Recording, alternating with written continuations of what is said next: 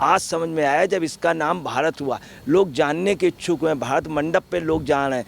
कितनी जल्दी हम ओरिजिनल उस पे आ गए, कहना नहीं चाहिए। हमने अभी तक बाप का नाम बदल लिया था। हमारे जो बाप का नाम था, आज हम लोग अपने बाप का नाम, अपने पूर्वजों का नाम खोल करके ले रहे हैं भारत। इससे बड़ी बात क्या होगी। आज सारी दुनिया जान गई भारत। जहाँ पे मोदी जी बैठे हैं वहाँ पे उसमें भारत लिखा है, और सारे लोग भारत की गरिमा को जानते हैं, क्योंकि भारत का जो इतिहास है उस भारत सोने की चिड़िया कही जाती है। तो भारत का एक अलग इतिहास रहा। जब इंडिया आ जाता है तो गुलामी वाली बात आ जाती है। इसका मतलब रहा कि सारी दुनिया मुट्ठी में हो गई। आज मोदी जी सारी दुनिया की सदारत कर रहे हैं। इस बात को सोचना चाहिए, इस बात को सोचना चाहिए। और जहाँ पे दुनिया के सब लोग आए, वहाँ पे खड़गे जैसे लोग या राहुल गांधी ये सोचें उनको बुलाया नहीं गया, तो राहुल को सोचना चाहिए कि राहुल इस टॉपिक पे कुछ जानते हैं। मनमोहन सिंह ने भी मोदी की बड़ाई की है मनमोहन सिंह ने कल।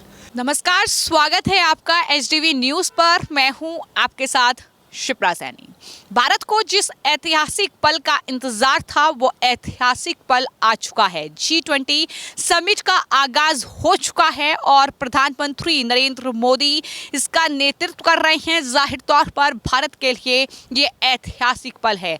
दुनिया के तमाम टॉप लीडर्स दिल्ली पहुंच चुके हैं। भारत मंडपम में इस वक्त ये पूरा कार्यक्रम चल रहा है, ये शिखर सम्मेलन चल रहा है। इस पूरे मामले पर विस्तार से बातचीत करेंगे वरिष्ठ पत्रकार अजय जी मेरे साथ हैं। अजय जी, बहुत बहुत स्वागत है आपका।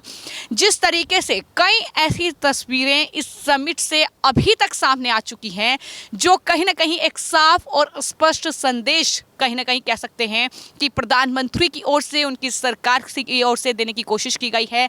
सबसे पहले मेरा सवाल ये है कि जो नेम प्लेट तमाम कंट्रीज़ की लगी हैं उसमें इंडिया की जगह भारत लिखा हुआ है, इस पर आप क्या कहेंगे? देखिए, ये बड़ा अच्छी बात हुई है। भारत हमारे देश का नाम है और भारत प्राचीन नाम है, प्राचीन समय से। तो कभी भी कोई भी आदमी अपने बाप का या गार्जियन का नाम नहीं भूलता है, फिर वही नाम हो गया। तो इससे ये रहा कि हम लोगों ने अपने देश का नाम नहीं बदला।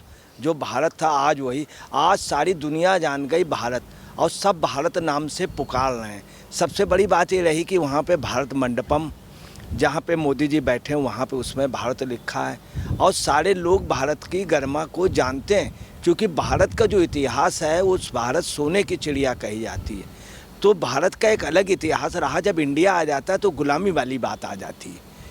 ये एक सबसे अच्छी बात रही। दूसरी आपको बताना है, ये अभी तक के वर्ल्ड का पहला प्रयास रहा जिसमें भारत अपनी टॉप रिस्पेक्ट पे रहा, चरम इज्जत पे रहा। इतनी बड़ी इज्जत भारत को कभी नहीं मिली। पूरी दुनिया का भारत जो है सदारत कर रहा था। आपको बताना है कि स्थिति ये रही, जैसे सिंगापुर के वो आए राष्ट्राध्यक्ष आए, तो सिंगापुर के जब राष्ट्राध्यक्ष आए तो उन्होंने जो मोदी जी थे, उन मोदी जी से ली सिनु लुंग मोदी जी से नमस्ते किया, बड़े उससे नमस्ते आके झुक गए। जो भी राष्ट्रपति आया वो लिपट गया। आपको बताना है कि वहाँ के क्राउन प्रिंस आए यूएई के, तो आए और आ करके उन्होंने हाथ वो किया, बड़ा लिपट गए। जो भी आया तो एक बहुत बड़ी। दूसरी, भारत की कभी भी आपको बता रहे हैं, यूरोप का भारत कभी नेतृत्व नहीं कर पाया। वहाँ निचले पायदान पे यूरोप के सामने भारत हमेशा खड़ा रहता था, ये सच है। दूसरा, आपको अफ्रीकन देशों में भारत ने कभी भी इमेज नहीं बनाई, कभी भी इमेज नहीं।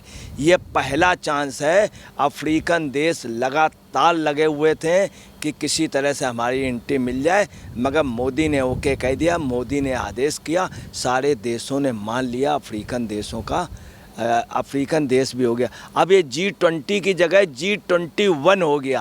यानी आप ये कहना चाहते हैं कि जो अफ्रीकन यूनियन है वो अब G20 का स्थायी सदस्य बन चुका है, क्योंकि प्रधानमंत्री ने ये प्रस्ताव रखा था और उनके इस प्रस्ताव को तमाम G20 में शामिल देशों ने माना और स्थायी सदस्य अब अफ्रीकन यूनियन हो चुका है। ये कितनी बड़ी उपलब्धता आप भारत की देखते हैं? आप ये समझ ले, सिर्फ एक लाइन का मैसेज उन्होंने दिया, एक सांस में बोला, सारे देशों ने ओके कर दिया, सब सम्मत से हो गया और जयशंकर जी उनको लेने गए बैठाला। और अब इस समय पोजीशन G20 से G21 हो गया।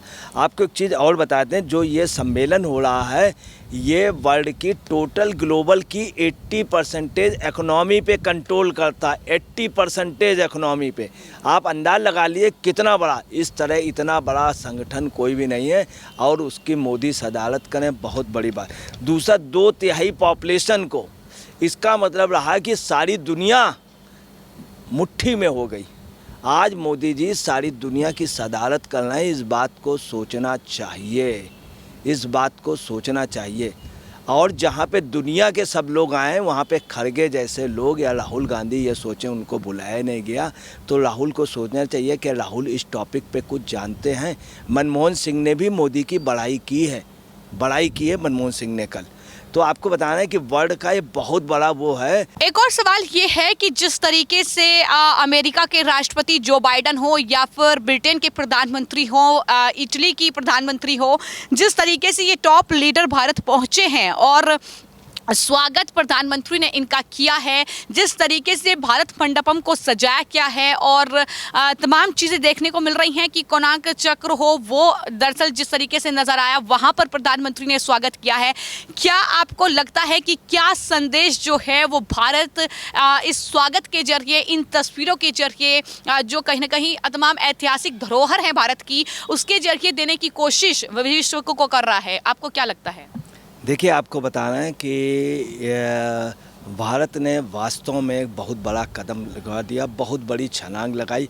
और आप ये याद रखिएगा, ये जो सम्मेलन है ये याद किया जाएगा और इसमें बहुत कुछ बड़ा होगा, आखिरी में बहुत बड़ा होगा जो पूरे दुनिया के इतिहास में होगा। दूसरी आपको बताना है, जैसे रोम साम्राज्य, आज भी रोम साम्राज्य की चर्चा होती, लोग इज्जत से याद करते हैं। वेटिकन सिटी को आज भी लोग इज्जत से, यूनान का आज भी याद करते हैं। तो आपको बताना है, जो नाम पुराने हैं वो सभ्यता, वो भारत को आज पुनः इज्जत मिल गई कि भारत चूँकि भारत का एक अलग इतिहास रहा, भारत की एक चर्चा रही, इंडिया की वो चर्चा नहीं रही। इंडिया एक प्रकार से गुलामों की तरीके हम लोगों को नाम दिया गया था। और आपको बताना है, जिस तरह से आज बाइडन आए, बाइडन से दोनों लोग मिले और सभी जगह के वहाँ के UAE के आए, जो प्रधान आए, ओमान के सुल्तान जिस तरह से बिल्कुल दौड़ते हुए आके लिपट गए, हैतम बिन तारिक नाइजीरिया के ने, अहमद टिनुबू आए, तैयब अर्दवान तुर्की के आए, लूला डी सिल्वा ब्राज़ील के, ली सीन लुंगा सिंगापुर के, और तमाम ऐसे, अंजाली ओस्मी जी जो प्रेसिडेंट अफ्रीका उसके आए। और आपको बताना, जो अफ्रीकन संघ का आज जो विलय हुआ है उससे एक सबसे बड़ी बात है, अफ्रीकन यूनियन में 55 देश हैं, 55 देश जो इतने जुड़ना बहुत बड़ी बात हुई। यूरोपियन संघ की तरह ये बहुत बड़ा देश है, एक बहुत बड़ा समूह है। यूरोपियन संघ भी जुड़ा हुआ है और साथ में अफ्रीकन यूनियन भी जुड़ा हुआ है। इन लोगों के साथ काफ़ी देश हैं, मतलब आज की डेट में बहुत बड़ा भारत आप समझ लीजिए होगा। अफ्रीकन यूनियन के सदस्य संख्या 55 है, 1.3 अरब जनसंख्या है जो 2050 में दुगनी हो जाएगी। 1.3 अरब जनसंख्या और 55 देश, आज उसके भी नेता मोदी बन गए हैं, 55 देश। अब आप ये देखिएगा, जब संयुक्त राष्ट्र संघ वगैरह में होगा तो मोदी का जो वोट ऑफ परसेंटेज होगा वो 93-95% के लगभग होगा, जो वर्ल्ड में आज तक कोई नहीं हो पाया। और ये भी नोट कर लीजिए, आगे चल के संयुक्त राष्ट्र संघ में भारत का निश्चित तौर पे प्रभुत्व होगा। दूसरी बात है, हमको स्थायी सदस्यता मिलेगी, ये दुनिया की कोई भी ताकत अब रोक नहीं सकती। और इसमें सबसे बड़ी बात है, इसमें हम सबसे आगे थे। आपने यूएन का जिक्र किया और ये कहा कि स्थायी सदस्यता जो है वो भारत को मिलेगी, लेकिन चीन जैसे देश कब तक अड़ंगा अड़ाएंगे, ये बड़ा सवाल है। क्योंकि अभी भी शी जिनपिंग जो है वो दरअसल भारत नहीं आए हैं और उन्होंने अपने प्रतिनिधि को भारत भेजा है। तो आपको क्या लगता है, ये साजिश और षड्यंत्र चीन और पाकिस्तान जैसे देशों का कब तक चल सकता है? देखिए, मैं आपको बता दूं, ऑफ द रिकॉर्ड बता देना कि असल में चाइना में है जो वहाँ के वो हैं वो खुद ही बाहर निकल नहीं रहे हैं। और हकीकत है कि वहाँ पे पूरे इंटरनेशनल लेवल पे खबर भी चल रही है, या तो वहाँ पर वो गुप्त उस पे हैं या अंडर अरेस्ट हैं। वहाँ पे अंदर क्रांत हो गई है और वहाँ पे जो दूसरा गुट है वो हावी हो गया।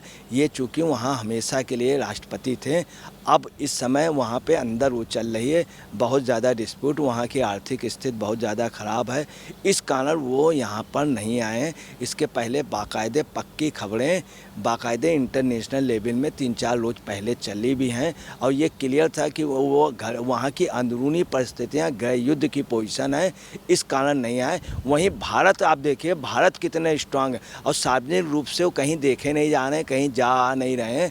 और आज भारत कितना स्ट्रांग, आप रसिया देख लीजिए क्या पोजीशन है, यूके जो हम पर राज कर रहा था, आज भारत सबसे ग्रेट के रूप में, सबसे बड़े रूप में, अगर ये जितने भी देश हैं उसमें अगर बाइडेन को चलिए हम मानते हैं कि बाइडेन या अमेरिका ज़्यादा वो, तो उसके बाद भारत है। तो आप मगर बाइडेन भी मोदी के सामने झुकता है। आपको है क्या कि झुकाने वाला चाहिए, तो अगर दुनिया को झुकाने वाला एक व्यक्ति भारत के साथ है, मोदी है। और भारत का परचम बहुत ऊपर तक जाएगा। और जो भारत मंडपम बना है उसमें आपको बताना है, लोग जान हैं, एक जिला एक उत्पाद दिया है। तो भारत की जो कला थी वो आप समझिए वहाँ निखर के आ रही। कश्मीर की पश्मीना शाल जो बहुत मशहूर थी, वहाँ पे स्पेशली सजाई गई कश्मीर की पश्मीना शाल।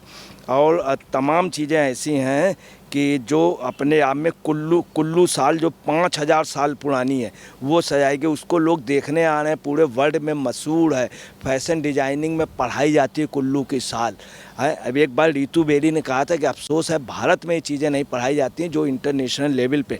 एक हिमाचल का रुमाल है, जो हिमाचल का रुमाल वर्ल्ड में जाता है और पूरा वर्ल्ड में फेमस है, उसको भी यहाँ पे दिया गया। और मुरादाबाद की पीतल की नक्काशी, यूपी में अयोध्या के भगवान राम की मूर्ति और उनकी हनुमान जी की मूर्ति, 16वीं शताब्दी का चंपा का रुमाल और मधुबनी की पेंटिंग पूरे वर्ल्ड में मशहूर है। मधुबनी की पेंटिंग हॉलीवुड की एक फिल्म में मधुबनी की पेंटिंग दिखाई गई कि वहाँ की महिलाएं कितने, वो वर्ल्ड की सबसे टॉप फिल्म हुई कि वहाँ की महिलाएं अगर कहीं शादी भी हो जाती तो मधुबनी की पेंटिंग साथ ले जाती। लेकिन इन सब के बीच जो सबसे अहम है वो है कोणार्क चक्र, जिसका जिक्र हम बार बार कर रहे हैं। आपने अब तक उस पर कोई बातचीत नहीं की है और मैं सवाल मेरा ये था कि ये ऐतिहासिक धरोहर है। इस कोणार्क चक्र के जरिए प्रधानमंत्री ने जिस तरीके से तमाम देश के राष्ट्र अध्यक्षों का वहीं पे स्वागत किया है और वो काफ़ी ज़्यादा हाईलाइट हो रही है, इसके जरिए संदेश क्या जो है वो प्रधानमंत्री का है, सवाल ये है। देखिए कोणार्क चक्र जो था वो आपको बताना है पूरे वर्ल्ड में बहुत मशहूर रहा। ये उड़ीसा में रहा और नरसिम्हा देव प्रथम ने इसका वो किया था पूरे वर्ल्ड में कोणार्क चक्र का। और उस समय पूरे वर्ल्ड में उड़ीसा का नाम था, जो शासन ईरान से ले करके जापान तक था। ये मलाया, सुमात्रा, इंडोनेशिया सब जगह भारत का परचम फैल रहा था। और ये जो तीलियों का है, इस तीलियों की बहुत बड़ी वैल्यू है, ये सब जगह था। इसके साथ पीछे नटराज की मूर्ति है, वो भी आप समझ लीजिए। ऋषि सुनक आए, उनको उन्होंने बताया, पूछा, बाइडेन ने पूछा, बाइडेन को भी समझाया। अब आप समझे भारत महान है और भारत भाग्य विधाता है, ये आज समझ में आया जब इसका नाम भारत हुआ। लोग जानने के इच्छुक हुए, भारत मंडप पे लोग जान रहे हैं। कितनी जल्दी हम ओरिजिनल उस पे आ गए, कहना नहीं चाहिए। हमने अभी तक बाप का नाम बदल लिया था, हमारे जो बाप का नाम था, आज हम लोग अपने बाप का नाम, अपने पूर्वजों का नाम खुल करके ले रहे हैं भारत। इससे बड़ी बात क्या होगी। और आपको बताना है कि उसमें कई मूर्तियां हैं जो लोग देख रहे हैं। और कोणार्क चक्र के उसमें ऋषि सुनक ने भी स्पेशली रूप से देखा, देख करके पूछा। तमाम लोग आ रहे हैं, इतने इतने बड़े राष्ट्राध्यक्ष और सब मोदी से आगे। वास्तव में ऐसा पहला प्रधानमंत्री है देश का, प्रधानमंत्री और राष्ट्रपतियों में जिसके आगे दुनिया झुक रही है। आज भारत जो है उसका परचम है ऊंचा, वो आगे चल के बहुत ऊंचा हो। तो इस पूरे G20 समिट को लेकर जिसका आगाज हो चुका है, जो तस्वीरें सामने आई हैं, जिस तरीके से इंडिया की जगह नेम प्लेट पर भारत लिखा हुआ है, जिस तरीके से अफ्रीकन यूनियन को स्थायी सदस्यता G20 की मिली है, अब G21 हो चुका है। पीएम मोदी का ये प्रस्ताव था जिस पर मुहर लगी है। भारत की अध्यक्षता में अफ्रीकन यूनियन को ये सफलता हासिल हुई है। तो इस पूरे मामले पर वरिष्ठ पत्रकार अजय जी ने जो हमारे साथ राय साझा की है, उनका यही कहना है कि भारत अब यूएन का स्थायी सदस्य बनने में दूर नहीं रह गया है। जिस तरीके से G20 की अध्यक्षता भारत को मिली है, तमाम राष्ट्र अध्यक्ष भारत पहुंचे हैं और जिस तरीके से भारत के लिए ये ऐतिहासिक पल है और कहीं ना कहीं इतिहास के पन्नों में दर्ज होगा जाहिर तौर पर, तो इसमें भारत कोई कोर कसर छोड़ने वाला नहीं है। लेकिन ये अपने आप में कहीं ना कहीं दिखाता है कि जिन देशों को ने भारत पर राज किया, आज भारत को जिस तरीके से कहीं ना कहीं लूटने का काम किया, लेकिन आज भारत उन तमाम देशों के साथ कंधे से कंधा मिलाकर इस तरीके से डील कर रहा है, साथ चल रहा है। तो ये अपने आप में भारत के लिए बेहद ऐतिहासिक पल है। फिलहाल आपकी इस पूरे मामले पर क्या राय है, हमें कमेंट बॉक्स में जरूर लिखें और चैनल को सब्सक्राइब करें। धन्यवाद।